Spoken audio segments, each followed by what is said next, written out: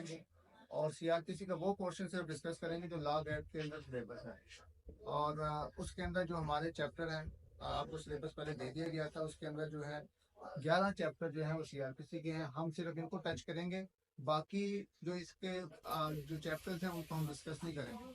तो सबसे पहले तो इसका मैं सिलेबस जो है मैं आपको बता दें कौन कौन से चैप्टर है, जल्दी से मैं बता के फिर हम उसको एक एक करके डिस्कस करना शुरू करें। नंबर 1 चैप्टर जो है वो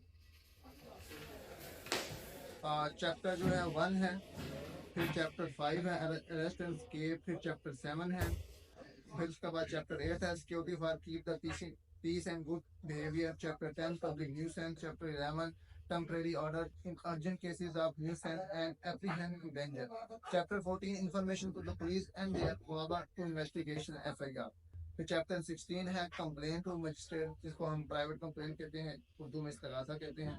इसके बाद चैप्टर 17 है commencement of the proceeding, court का प्रोसीडिंग को स्टार्ट करेगी। इसके बाद जो है चैप्टर 31 है, बीच में सारे स्किप कर दिए, 17 से लेकर 30 तक सारे स्किप हो गए। अपील, इसका बड़ा नैरो स्कोप है, क्रिमिनल लॉ के अंदर अपील है। फिर रिवीजन जो है, फिर 39 जो है इसके अंदर बेल है, ये हमारा लास्ट है चैप्टर जो है वो बेल। इसको अब हम जल्दी से जो है इसको डिस्कस कर लेते हैं। सबसे पहले तो जिसके पास बुक्स हैं, बेयर एक्ट्स हैं, वो बेयर एक्ट्स कॉलेज का चैप्टर 1 जो डेफिनेशन क्लास है, इसकी जो मार्क्स वेटेज है वो मैं डालता हूँ।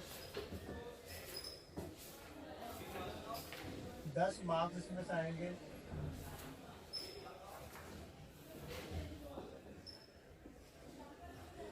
और टोटल जो है 11 चैप्टर। नंबर 1 जो है अब हम डिस्कस करने वाले हैं डेफिनेशन।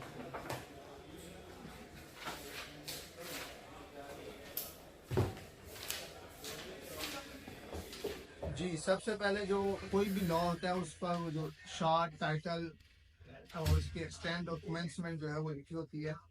इसी तरह इसका भी लिखा हुआ है सेक्शन 1 जो है, हाँ सेक्शन 1 जो है वो शॉर्ट टाइटल कमेंसमेंट बताता है। दिस एक्ट में B called the Code of Criminal Procedure 1898 and shall come into force on the first day of July 1898। हाँ तो ये आ सकता है कमेंसमेंट, और इसकी जो है इन्फोर्समेंट कब हुई है 1898 में, और 1 जुलाई ऑफ 1898 जो है इसका जो ये कम इनटू फोर्स इसका इतलाक हुआ है। अब यहाँ पे लफ्ज एक है मे लिखा हुआ है, this act may be called, ये एक आपको इंटरप्रिटेशन का मैं असूल बता दूं just for your point information कि यहाँ अब शेल क्यों नहीं लिखा हो। हम कहते हैं मे तो ये क्या होता है डायरेक्टरी, और शेल होता है मैंडेटरी, तो क्या इसके अलावा इसको और कुछ भी कह सकते हैं? यहाँ से तो यही याद है कि इसके अलावा इसको और कुछ भी कह सकते हैं। सीपीसी है, सीआरपीसी है, तो यहाँ कोड ऑफ क्रिमिनल प्रोसीजर यहाँ तो लिखा हुआ है CCRP बनता है इसका, तो हम जो है CRPC इसको कहते हैं। तो मे का लफ्ज जो है ना, मैं आपको बता दूं यहाँ इसका मतलब है एक कर्टेसी में इस्तेमाल किया गया, शेल में मैंडेटरी नहीं बना दी, कर्टेसी में इस्तेमाल किया गया। मतलब यहाँ पे मे यही कहेगा शेल का मीनिंग दे रहा है, हमने कहा इम्प्लाइड, लेकिन कर्टेसी में इस्तेमाल भाई शेल नहीं हम लगा नहीं, यही इसको कहें। इस पे हम क्योंकि मैं शेल लगा दी, मैंने आपको बताया शेल की इंटरप्रिटेशन ये है कि उसके पीछे उसकी पेनल्टी भी होती है, अगर नहीं है तो वो मे का लफ्ज इस्तेमाल कर, इसलिए उन्होंने वो लफ्ज को कर्टिस की तो संगीनियत को मे का लफ्ज इस्तेमाल कर दिया। जस्ट एक इंटरप्रिटेशन का असूल था। आगे इसकी एक्सटेंड है, इस एक्सटेंड टू होल पाकिस्तान। अब इसकी जो डेफिनेशन है ना वो आते हैं जो इम्पोर्टेंट डेफिनेशन है। नंबर 1 ये आगे एक्सप्रेशनल एक्ट लिया हुआ है। हाँ डेफिनेशन जो है इसकी सेक्शन 4 जो डेफिनेशन है, section 4 subsection 1, in this code following words and expression have the following meaning unless a different intentions appear from the subject or context। अब यहाँ क्या लिखा हुआ है unless different intention appear from the subject and context, कि यहाँ यही meaning दिया जाएगा जो यहाँ लिखा हुआ है, और अगर अनलेस के वो कोई और मीनिंग दे रहा हो उसकी इंटरप्रिटेशन उस कॉन्टेक्स्ट में, डेफिनेशन के कॉन्टेक्स्ट में।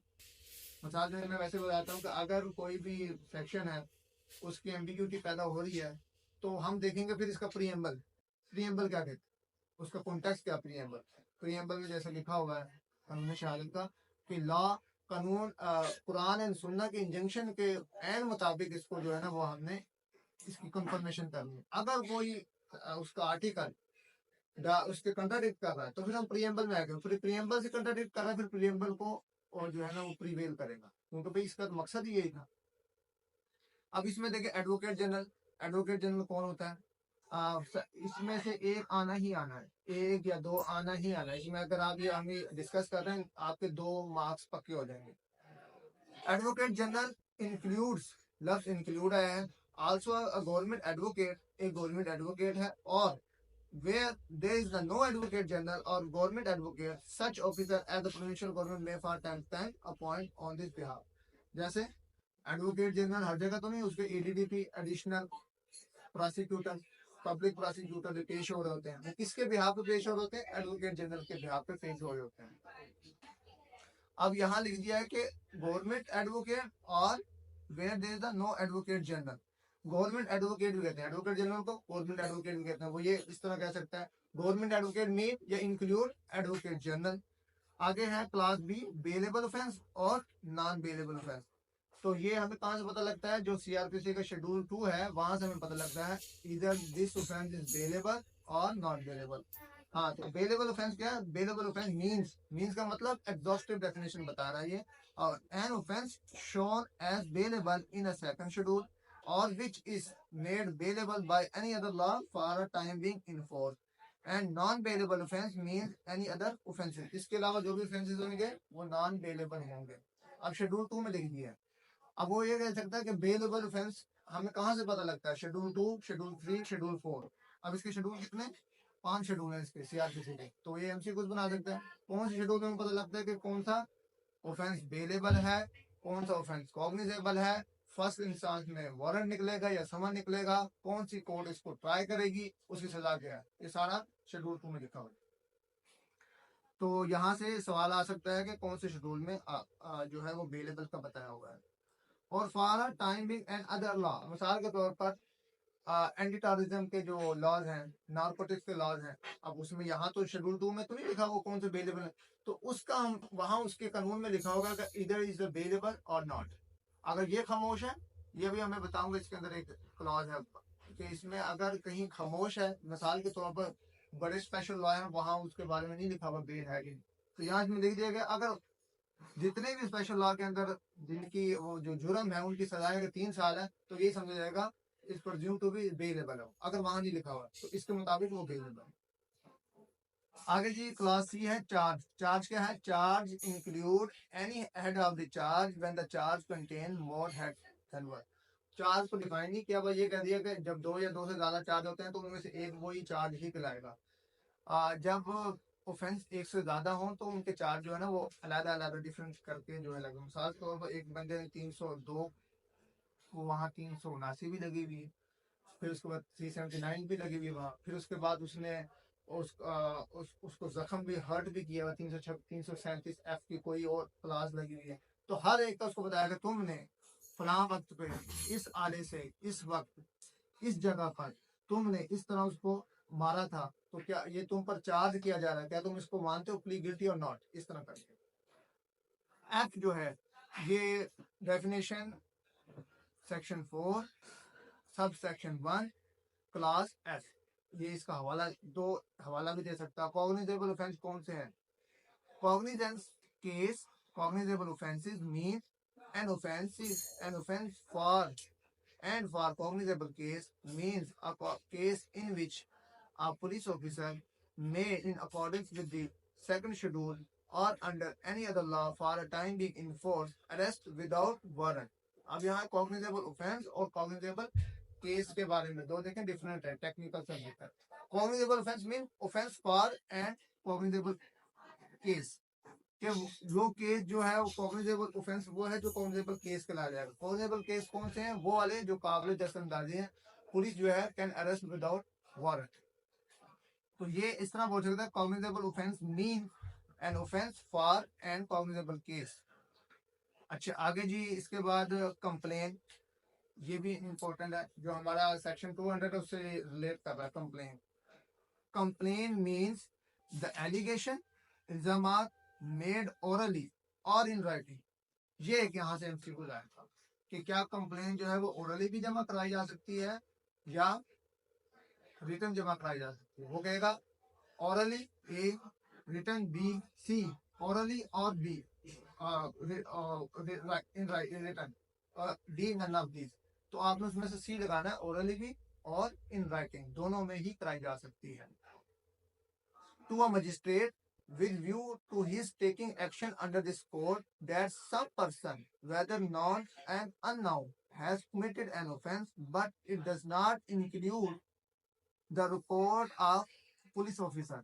कह रहा है इसमें वो पुलिस को जो आप देते हैं ना 154 के तहत जो आप उसको दरखास्त देते हैं, जो उसकी रिपोर्ट, वो कह रहा है वो इंक्लूड नहीं होगी इसमें।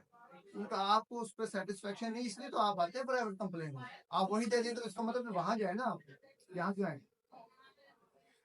इसके बाद high court. High court means the highest court of criminal appeal and revision for the province and the Islamabad capital territory. ये मीन्स क्या है, highest court of criminal appeal है और रिवीजन है for the province highest court है। फिर inquiry, ये inquiry complain और कॉग्निजेबल, इनमें से सवाल आते हैं। इंक्वायरी क्या होती है, inquiry include every inquiry other than the trial conducted under this code by the magistrate of court. Magistrate के अलावा जो भी कोई जो इन्वेस्टिगेशन होगी उसको हम क्या कहेंगे, इंक्वायरी। जैसे एंटी करप्शन इंक्वायरी कंडक्ट की जा रही है, वो ट्रायल नहीं होगा। मजिस्ट्रेट के अलावा कोई भी जो बंदा जो है वो कलेक्शन एविडेंस कर रहा है या फैक्ट्स सर्कमस्टांसेस को जो फैक्ट्स को जो है वो कलेक्ट कर रहा है, तो उसको इंक्वायरी कहते हैं। इन्वेस्टिगेशन मोस्ट इंपोर्टेंट, ये बार बार आता है। इन्वेस्टिगेशन का मतलब क्या है। हाँ वैसे अगर बताएं क्या आपको लगता है प्रेम अक्षय, इन्वेस्टिगेशन का मतलब क्या, अली बताओगे इन्वेस्टिगेशन का मतलब। All the proceedings under this आप, आपका नाम क्या। माहिर। हाँ माहिर, आप बताओ। सर जो इन्वेस्टिगेशन के दौरान सारी पुलिस जो इंक्वायरी करती है, सर देखती है कि हाँ ये जो हुआ है तो बंदा ने किया है, तो उस चीज को इन्वेस्टिगेशन कहा जा सकता है। हाँ सही है। अब ये दोनों जो है आपने प्रैक्टिकली देखा, लेकिन कानून ये इसको नहीं कहता। कानून कहता है collection of evidence is called investigation. कानून ये कहता है कलेक्शन ऑफ एविडेंस, तो वो चाहे पुलिस ऑफिसर कर रहा है चाहे किसी और को मार की गई है, कलेक्शन ऑफ एविडेंस कर रहा है तो उस लफ्ज को इन्वेस्टिगेशन कहेंगे, इंक्वायरी नहीं कहेंगे। ठीक है, इन्वेस्टिगेशन। देखिए पढ़े इसको, आप भी पढ़े, माहिर नाम बताया। जी सर। हाँ हाँ पढ़े आप। Investigation. पढ़। Investigation include all the proceeding under this code for the collection of evidence conduct by the police officer or by any person other than a magistrate who is authorized by the magistrate in this behalf. हाँ देखिए वहाँ उसने clear कर दिया, other than magistrate. Magistrate जो करेगा वो उसको क्या कहेंगे, Investigation. Inquiry. Inquiry. नहीं, इंक्वायरी तो मजिस्ट्रेट, ट्रायल, ट्रायल मजिस्ट्रेट जो करेगा वो ट्रायल करेगा। मजिस्ट्रेट के अलावा कोई भी कोई काम करेगा वो इंक्वायरी होगी। और इन्वेस्टिगेशन कैसे कहते हैं, कलेक्शन ऑफ एविडेंस। ठीक है, आगे जुडिशियल प्रोसीडिंग इसमें आ जाए, ये भी इंपॉर्टेंट है। जुडिशियल प्रोसीडिंग इंक्लूड, फिर लफ्ज इंक्लूड आ रहा है इसमें, any proceeding to the course of which evidence is or may be legally taken on oath. तो जुडिशियल प्रोसीडिंग के देखें, सीआरपीसी ये कहती है आप जब एविडेंस को जो है ना वो सुनते हैं तो उसमें एविडेंस आ जाती है, उस प्रोसीडिंग को हम जुडिशियल प्रोसीडिंग कहेंगे। मिसाल के तौर पर जिसमें एविडेंस नहीं होती उसको हम जुडिशियल प्रोसीडिंग नहीं कहेंगे। जैसे कि पैटी क्राइम जो होते हैं उस पर एविडेंस रिकॉर्ड नहीं होती, कॉल नहीं होती, तो वो जुडिशियल प्रोसीडिंग नहीं कहलाएगी। वो कौन सी प्रोसीडिंग, वो एडमिनिस्ट्रेटिव है, एडमिनिस्ट्रेटिव आर्डर है, वो जुडिशियल आर्डर नहीं है। जैसे 22 से 22 बी का आर्डर क्या है, नो एडमिनिस्ट्रेटिव आर्डर, उसमें एविडेंस कॉल होती, गवाहों को बुलाया जाता है, आओ जी बताओ, नहीं, उसमें तो दूसरी पार्टी को सुनना भी जरूरी नहीं है। तो वो कौन सा आर्डर है, उसके खिलाफ अपील नहीं होती। ठीक है, आगे की आगे क्या है, एम ए, ये नहीं अमेंडमेंट। मजिस्ट्रेट मींस, अब ये mean a judicial magistrate and include a special magistrate appointed under section 12 and 14। तो यहाँ से मजिस्ट्रेट की डेफिनेशन सीआरपीसी क्या कह रही है, मजिस्ट्रेट से मुराद क्या है, क्या मुराद है इससे, दो उसने बताया, एक जुडिशियल मजिस्ट्रेट और स्पेशल मजिस्ट्रेट। अगर आप ये अदालतों में जा रहे हैं या अभी नहीं गए तो आप देखा होगा 2 दफे वहां से आ गए, ये जुडिशियल मजिस्ट्रेट के पास ही जाएगी, ये स्पेशल मजिस्ट्रेट के पास जाएगी। तो जुडिशियल वो इलाका मजिस्ट्रेट को उसको जुडिशियल मजिस्ट्रेट भी कहते हैं। स्पेशल मजिस्ट्रेट के जैसे उसके पास मिसलेनियस एप्लीकेशन जो है, जैसे मैंने 164 का बयान या उसका कराया तो वो स्पेशल मजिस्ट्रेट करेगा। इसके लिए हमने एक स्पेशल बंदा बैठा रखा है, उसको हम स्पेशल मजिस्ट्रेट कर, उसको इख्तियार देंगे वो, तो उसको स्पेशल मजिस्ट्रेट कहते हैं। जैसे एक मजिस्ट्रेट सेक्शन 30 के होते हैं, उनको इख्तियार दे देंगे कि वो मौत के अलावा, सजाए मौत के अलावा जितनी डेथ पेनल्टी के अलावा जितने भी ऑफेंसेस हो उनको ट्रायल करते हैं। आगे जी नॉन कॉग्निजेबल ऑफेंस, हमने नॉन कॉग्निजेबल केस, अब ये सिंपल ही है, जो कॉग्निजेबल ऑफेंस नहीं होएगा वो क्या कहलाएंगे, प्रेज्यूम टू बी कॉग्निजेबल, और उसको उर्दू में क्या कहते हैं, नाकाबिले दस्त अंदाजी। भाई हाथ नहीं एकदम पकड़ लेना, हाथ दस्त अंदाजी, उसी वक्त दस्त, दस्त से बाजू नहीं कहते, दस्त से गिरेबां हो गया, तो उसके हाथ को नाकाबिले दस्त अंदाजी, आपने उसके दस्त तक नहीं जाना, और नहीं लगा सकते। हाँ, और काबिले दस्त अंदाजी काबिल है आप कि उसका दस्त पकड़ सकते हैं आप, तो उसका हाथ, हाँ हाथ कड़ी हो तो दस्त, दस्त से ही पकड़ेंगे, इसके अलावा तुम इंसान को कहाँ से पकड़ना, गिरेबां से तो पकड़ना, ये तो उसकी इंटेग्रिटी और उसके खिलाफ है ना, ये फंडामेंटल राइट के खिलाफ है, जो आर्टिकल 9 है, इनवॉइडेबल उसकी डिग्निटी के खिलाफ आप जा रहे हैं। हाँ जुर्म किया भी साबित तो नहीं हुआ ना, तो आप उसकी डिग्निटी के खिलाफ नहीं जाते। लेकिन सर पुलिस ये जो मारी होती है किसी को जूते मारी, ये इलीगल है, आपके खिलाफ जो पुलिस रूल्स पुलिस रूल्स में क्या इसमें भी जाएगा, वो हर्ट नहीं कर रहे, हर्ट भी तो कर रहे हैं, तो आप उसी वक्त कोई मजिस्ट्रेट को बताएं कि जी ये इसको मार रहे हैं, वो फुल तो उसका मेडिकल करवाएं। मेडिकल जब मिशन पे कोई चीज आएगी फिर उसका प्रूफ आएगा, और जो मर्जी करे, जब उसका मेडिकल आ जाएगा तो वो साबित हो जाएगा इसने इनको मारा है। उसमें ऐसे करते हैं, चलो मैं क्विकली बता देता हूँ, जैसे मिसाल के तौर पर आपको ये पकड़ के लेगी पुलिस, फुल तौर पर आप मजिस्ट्रेट हो जाते हैं, इसका मेडिकल करवाएं, ये रात को वहां रखेंगे, इसको मारेंगे, मेडिकल होगा कि अभी इसको कोई निशाना तो नहीं है, वो मेडिकल में आएगा कि फिट है बिल्कुल, सुबह अगर वो फिट जो उसे निशानात पे इतना ज्यादा पड़े हैं तो फिर वो कहेंगे जी मेडिकल तो इसका पहले तो फिट, तो अब इसका मतलब रात को तुमने कुछ किया, इसको मारा है, तो इस वो फिर वो नहीं नहीं इसको नहीं मारना भाई, मेडिकल आ जाएगा सुबह। ये आपकी ये अब ये जो वकील है उसकी है, तो वो जल्दी से अपने माइंड को, जुडिशियल माइंड को लगा के जल्दी इस तरह कर दे, वरना तो वो चले जाएगा, उनको क्या फिक्र था। तो ये आपने दिखाना है कि विजिलेंट होना है आपने। मेडिकल कहाँ से होता है? इलाका मजिस्ट्रेट के पास मेडिकल, मेडिकल तो हॉस्पिटल से ही होगा, सरकारी हॉस्पिटल से, इसके अलावा प्राइवेट में नहीं करवा सकते आप, प्राइवेट में नहीं करवा सकते। सरकारी हॉस्पिटल के अंदर जो मेडिकल ऑफिसर जो बैठा रखे हैं, जो एमएलओ बैठा रखे हैं, मेडिकल लीगल ऑफिसर, वो करेंगे, उनका बेहतर आप तो मारा है, आप खुद ही जाके प्राइवेट डिस्पेंसर के पास जाकर वो उसने लिख दिया इसकी हड्डी भी टूटी पड़ी है, सिर की खोपड़ी भी फाड़ दी सारा, तो वो नहीं माना जाएगा, मैनुट्रेशन होगा। हाँ मेडिकल ऑफिसर जो है सरकारी, जिनका बैठ रहा था वही करते। से परमिशन लेके बिजनेस को पहली बात है कि पुलिस आप डॉक्यूमेंट बनाती है, डॉक्यूमेंट का मतलब यही है कि आप तो वहाँ हॉस्पिटल के अंदर पुलिस का एक काउंटर बना दिया, तो वो उसको लिखते हैं सारा, फिर उसके बाद वो आगे डॉक्टर को रेफर कर देते हैं। तो अगर पुलिस वाले इंकारी हो गए तो नहीं हमने इनका मेडिकल नहीं करवाना, वो नहीं जा रहे, आप डायरेक्ट जाएंगे, आपको वो नहीं करेगा, डॉक्टर नहीं करेगा जब तक कि पुलिस की पर्ची आप लगाते जाएंगे, तो फिर आपके पास क्या होगा, ऑर्डर होगा, फिर वो ऑर्डर मानेगा जी आपको ऑर्डर हुए पड़े कि मेरा मेडिकल करना है, पुलिस मेरी सास बात हुई पड़ी वो नहीं कर रही, तो फिर वो ऑर्डर के साथ कराएंगे।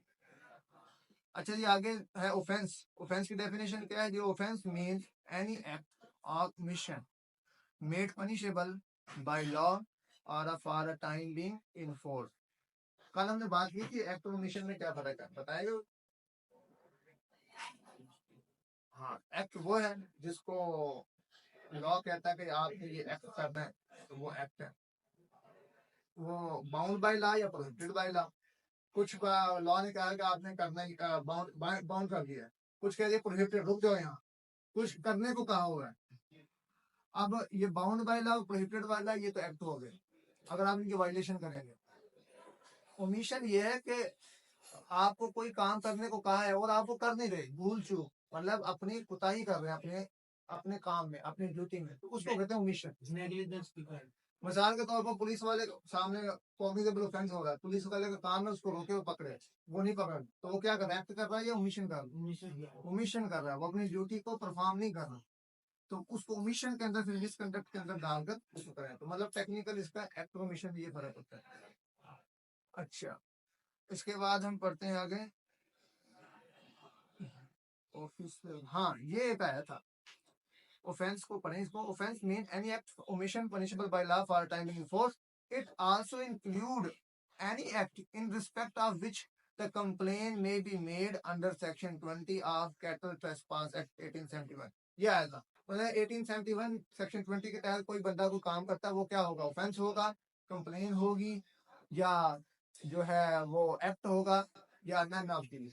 तो ये एक हजार से लिखा हुआ है, तो उन्होंने स्पेसिफाई कर दिया। वो इसलिए किया कि उसका ये सीआरपीसी पुराना कानून है, इसको वो ऑफेंस नहीं मानते, तो उन्होंने ऑफेंस की डेफिनेशन में इसको कैटल ट्रेसपास है।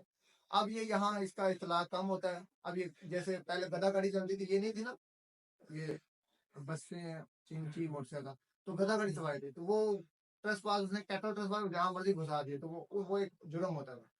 जैसे घोड़े जो है वो कहीं भी जो है ना उसको ले गई, वो टांगा जो रिक्शा उसको ले गई, तो उन्होंने फिर स्पेसिफाई कर दी कि ये भी ऑफेंस है, तो उसको बीच में डाल दिया। अब ये एक टेक्निकल पूछ लेता है।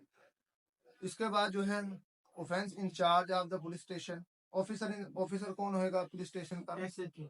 एसएचओ अगर नहीं है तो फिर कौन होगा? एसएचओ अगर नहीं है तो फिर इंस्पेक्टर होगा। अगर वो नहीं है फिर सब इंस्पेक्टर। वो भी नहीं, फिर सीनियर वन है। सीनियर मॉल, फिर वो भी नहीं है। नहीं है, वो खत्म हो गई डेजिग्नेशन। कांस्टेबल नहीं होते, इतने ज्यादा कांस्टेबल फिर रहे होते हैं, एक दरवाजे पे खड़ा होता है, एक एंट्री पे खड़ा होता है, एक वहां खड़ा होता है। कांस्टेबल भरमार होते हैं, फूल वाले तो एक दो ही नजर आ रहे होते हैं। तो अदर देन कांस्टेबल, लॉ ये कहता है अदर देन कांस्टेबल कोई भी एसएचओ हो सकता है। अगर वो नहीं तो फिर कांस्टेबल को बना, गवर्नमेंट किसी को भी बना सकती है, लेकिन ये कह रहा है अदर देन कांस्टेबल कोई भी एसएचओ हो सकता है। अच्छा, एसएचओ के अंदर कितने फूल होते हैं? चार फूल होते हैं? तीन होते हैं। दो वाले नहीं देखे आपने कभी ऐसे? हाँ, लेकिन उनको एसएचओ कहते हैं हम। हाँ, मतलब वो भी एसएचओ बन सकते हैं ना। देखें, दो वाले सब, तीन वाले सब वो इंस्पेक्टर है पूरा, वो एक रैंक है। एसएचओ है, उसको एक अदाफी इख्तियार, जैसे हेड मास्टर है, वो भी मास्टर ही साइंस टीचर है, लेकिन उसको एक हेड का एडमिनिस्ट्रेटिव एक और काम कर दिया कि तुमने सबका सुपरविजन भी करनी है, तो वो हेड मास्टर बन गया। तो इसी तरह सब इंस्पेक्टर को भी एसएचओ बना सकते हैं, लेकिन क्वालिफिकेशन ये है कि इंस्पेक्टर को बनाया जाए, लेकिन वो उसको बना सकते हैं। उस क्वालिफिकेशन ये कांस्टेबल से ऊपर किसी को बना, एएसआई को भी बना सकते हैं। अच्छा, आगे प्लेस को पढ़ना पढ़े। Place includes also house, building, tent and vessel. हाँ, तो इसमें क्या आगे इंक्लूड का लफ्ज आया, इंक्लूड हाउस, बिल्डिंग, टेंट और वेसल। वेसल क्या होता है? वेसल क्या होता है? कोई भी बंदा जो होता है ना, वो टेंट लगा कर वहां बैठा पड़ा, ये तो आगे टेंट में। वेसल से क्या मुराद है? कंटेनर हो गया कोई भी। हाँ, ये कंटेनर लगा के बैठा पड़ा है, टेम्परेचर तो से उठा उठा के, ये कंडक्टर होते हैं, तो वो वेसल उसको बुलाएंगे। अच्छा, आगे प्लीडर। प्लीडर जो होता है, जो प्राइवेट पर्सन को जो उसको रिप्रेजेंट करता है, उसको प्लीडर कहते हैं। और जो सरकारी वकील होता है उसको पब्लिक प्रोसिक्यूटर कहते हैं। जो उनका हेड है वो एडवोकेट जनरल कहलाता है, और वो अटॉर्नी जनरल पर। तो प्लीडर से मुराद ये है जो प्राइवेट पर्सन को रिप्रेजेंट कर रहा है। वकील के अलावा pleader we use is the reference to any proceeding in any court means a pleader or mukhtar authorized under the law for a time being in force to practice in such court, and include an advocate, vakil, an attorney of a high court, and so authorized, and any other person appointed with the permission of the court to act on such proceeding। इसके अलावा भी court जिसको represent कहते हैं, जैसे कई बार वकील नहीं होता ना, तो फिर वो दरखास्त देता है कि मुझे एक स्टेट काउंसिल दे दीजिए, तो उसको कोई भी कोर्ट कहती है ये तुम्हारा स्टेट काउंसिल है। सरकारी वकील मुकर्रर, कोई भी और बंदा, सरकारी वकील के अलावा कोई और बंदा जो है, वकील जैसे पंजाब बार से एक लिस्ट आती है कि ये वकील है, ये फ्री लीगल एड वाले हैं, फ्री लीगल एड देने के लिए, तो वो उसमें से कोई भी बंदा लगा सकती है कोर्ट। कहने का मतलब ये था कि वकील मुख्तारनामा, इसके अलावा भी कोई और बंदा उसको अपॉइंट कर सकती है। लोअर कोर्ट्स में जो प्रैक्टिस करता है वो प्लीडर नहीं है इस डेफिनेशन में। सारी प्लीडर है, वो तो वकील है ना सारी। लिखा हुआ है एन एडवोकेट, अ वकील and attorney of high court. हाँ, अटॉर्नी का मतलब भी क्या है? वकील ही होता है वो, हाई कोर्ट का वकील। ये अटॉर्नी लफ्ज अमेरिका का है, और अटॉर्नी जो है वो उसका यूएसए के अंदर इस्तेमाल होता है। सोलिसिटर जो है यूके के अंदर इस्तेमाल होता है, हमारे यहाँ एडवोकेट इस्तेमाल होता है। उसने तीनों लफ्ज लिख दिया ताकि कोई उसमें कंफ्यूजन ना हो। जैसे वो मुख्तारनामा जो है, सिंध के अंदर मुख्तारनामा चलता जाता। अच्छा, पुलिस स्टेशन से मुराद क्या? Means post and place declared generally or specifically by the provincial government to the police station and include any local area specified by the provincial government on this behalf। अब इसमें देखें practically इसकी बात किया जाए, या तो बॉन्ड कर दिया, या जैसे वो किराए के मकानों पे थाने खुले हुए हैं, तो वो क्या है, वो इस डेफिनेशन में आ रहे हैं। देखें क्या लिखा हुआ है, एनी लोकल एरिया, किसी को भी, किसी का घर लेके उसको पुलिस स्टेशन बना रखा है तो जिसको गवर्नमेंट पॉइंट कर दे। यहाँ सारे जो मॉडल थाने बने पड़े हैं, ये अभी इसका जो थाना बना पड़ा है यहाँ, ये इस्लामपुरा का जो ले गए हैं, सांदे का भी इस्लामपुरा का भी, वो मॉडल थाना किसी का घर लेके उन्होंने मॉडल थाना बना रखा है, तो वो कोई भी अपॉइंट कर सकते हैं। कुछ परमानेंट जो सरकारी जगह पे बने हुए हैं वो पुलिस स्टेशन है, जो सरकारी जगह इसी काम के लिए बने पड़े हैं। जो पुराने थाने जैसे ये नालगढ़ी का पुराना, ये इसी काम के लिए सरकारी है।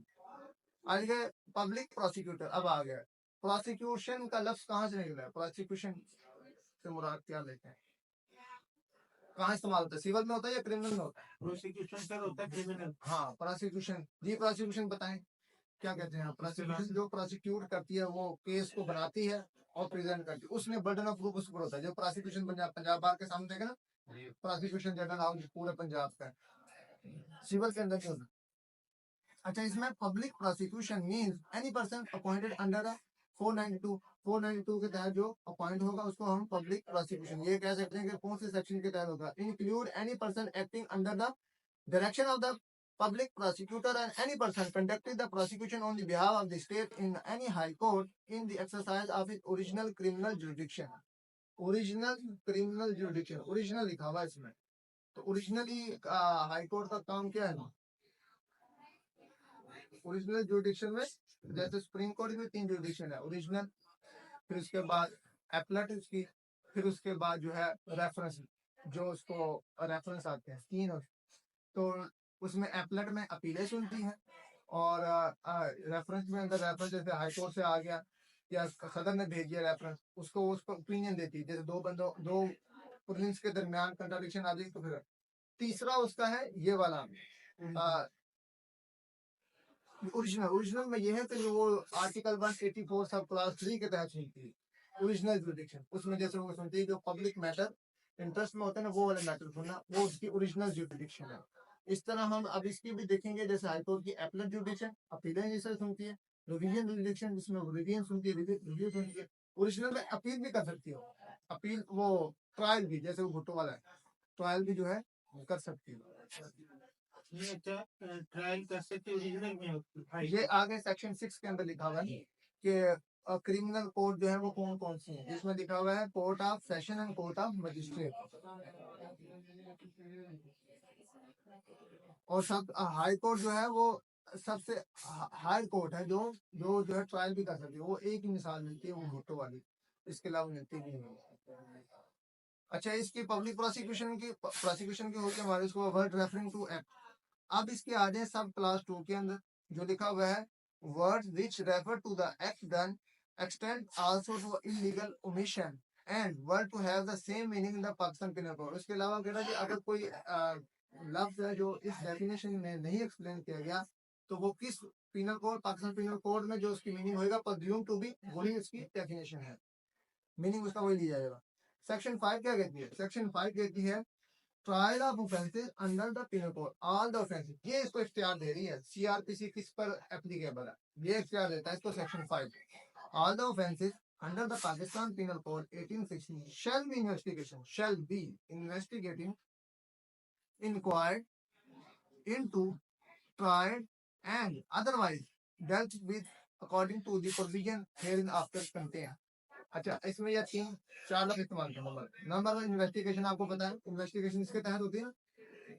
154 में आपकी एफआईआर काटी और 156 में आपकी इन्वेस्टिगेशन शुरू होगी। इन्वेस्टिगेशन कैसे होगी, फिर उसके बाद चलान कैसे आएगा, ये बता देगा। इंक्वायरी इस कानून के तहत भी कर सकती है। फिर इसके बाद लिखा हुआ trial by the magistrate, trial by the session court and high court, दोनों इसमें लिखे हुए हैं। एंड अदरवाइज दैट, अदरवाइज से क्या मुराद है?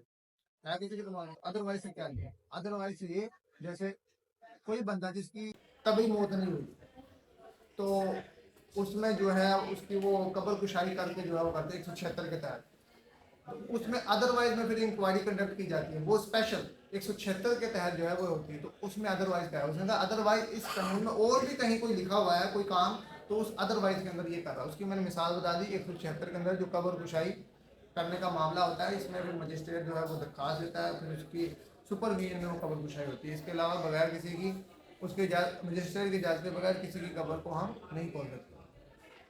अच्छा, आगे है ट्राई ऑफ द ऑफेंस। इसमें लिखते हैं पाकिस्तान पीनल कोड के, तो ये ट्राई करेगा।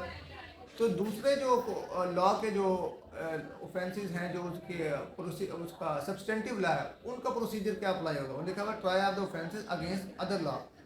ये इसको जो है ना पावर देता है, ये वाला। अगर आप देखेंगे ये जो नारकोटिक्स का है, एंटी टेररिज्म का है, इस पर कौन सा प्रोसीजर लॉ लगता है? तो हम कहेंगे ये वाली सेक्शन को पढ़ते हैं। वो क्या है? All the offences under the any law shall be other law shall be investigation, inquiry into, trial and otherwise dealt with according to the same provision, but subject to any enactment for a time being in force regulating the manner or place of the investigation, inquiry into and trying and otherwise dealt with these such offenses। लेकिन उसने बता दिया कि general law ये है कि जितने भी क्रिमिनल सब्सटेंटिव लॉ हैं उनका प्रोसीजर जो है वो ये किताब है। फॉर अदरवाइज वहाँ बार ना हो, वहाँ लिखा उसका अपना कानून, उसका जो है ना प्रोसीजर ना हो। अगर उसका अपना प्रोसीजर है फिर ये एप्लीकेबल नहीं होगा। तो ये हम देखें, ये एंटी टेररिज्म वहाँ तो नहीं लिखा हुआ, वहाँ भी ये करेंगे अगर वो खामोश है तो इस सेक्शन प्रोविजन के तहत हम उसकी इन्वेस्टिगेशन करते हैं। तो इसमें से जो है ना आपके 2 क्वेश्चन आने थे, इसलिए मैंने इसको डिटेल से पढ़ा कि 2 क्वेश्चन तो आपके मार्क्स यहाँ से मुकम्मल हैं। हाँ, इसके बाद अब अगला जो है हमारा वो कौन सा पार्ट है जी? कौन सा चैप्टर है? चैप्टर 5। चैप्टर 5 जी, निकालें चैप्टर 5 जी। Section 46 arrest how made. Chapter 5 है? हाँ जी। 5, हाँ जी जी, हाँ जी पढ़ें जी। इसको पहले सेक्शन की क्या है? 46। In making an arrest, the police officer or other person making the same shall actually touch or confine the body of the person to be arrested unless there be a submission to the custody of by word or action। जी, unless के बाद कौन बताएगा क्या बात है? Unless के बाद क्या बात हुई? हाँ ठीक है जी, अरेस्ट कर सकता है, पुलिस वाले कर सकते हैं। अनलेस के बाद क्या उसने स्पेसिफिकेशन लगाई है? जब तक कि वो उसकी सबमिशन दिया गया। नहीं, वर्ड्स एंड एक्शन। उसको बताया ना मैं किस जुर्म के तहत उन्हें पकड़ रहा हूँ। जैसे उसको पकड़ के ले गए, कुछ भी नहीं कर रहा, मुझे क्यों पकड़ के ले जा रहे हैं? फिर उसका बाप पूछता है क्यों, फिर उसको बता दीजिए हम इसको इस दफ़ा 302 लगेगी, 324 के तहत उसको पकड़ लिया। तो उसको बताना ये इसका राइट है कि उसको बताया जाए। अनलेस देखे लिखा हुआ थाने पहुंच के बताती है, उधर लिखा है वहीं अरेस्ट जहाँ कर रहे हैं वो देखें कहाँ लिखा हुआ है, arrest to be how to made, arrest कैसे करना है, और वहीं उसी वक्त बताना है उसको कि भाई हम क्यों तुम्हें वगैरह, एक्शन के साथ और वर्ड के साथ दोनों लफ्ज लिख दिए। चाहे अगर पुलिस किसी के रेड करने के लिए आई है, किसी ऑफिसर ने कहा कि इसने मेरे साथ ये किया तो इसको रेड करो, तब भी पुलिस की जिम्मेदारी उसे पहले बताए तो सही ना कि क्यों कर रहे हैं, किस कानून वारंट आया मेरे पास इसलिए मैं अंदर घुस रहा हूँ, मेरे पास सर्च वारंट है इसलिए मैं घुस रहा हूँ। इसमें मकसद ये बताने का था, अनलेस मैंने इसलिए पढ़ा कि ये इसका कॉन्सिक्वेंस आ जाएगा। वो तो प्रोसीजर की बातें हैं, वो हम इसमें डिटेल में वो तो बात की बात है, अभी सिर्फ हम इतना पढ़ेंगे वो क्या कॉन्सिक्वेंस बना सकता है। अच्छा, आगे लिखा हुआ है कि registering the endeavour to arrest. वो कह रहा है कि जब आप अरेस्ट कर रहे हैं तो हम कहते हैं पुलिस वाले धक्का मुक्की पकड़ ले जा रहे हैं, तो वो क्या कर सकते हैं इतना? तो वो लिखा हुआ है use all the mean necessary to effect the arrest. सारा वो काम कर सकते हैं जिससे इफेक्टिव आपकी अरेस्ट हो। वो भाग रहा है, उसको पकड़ा, वो भागने की कोशिश कर रहा था तो उसको पकड़ के बांध दिया उन्होंने, तो ये तो तुमने पकड़ के क्यों बांध रहे हो? इसलिए कर रहा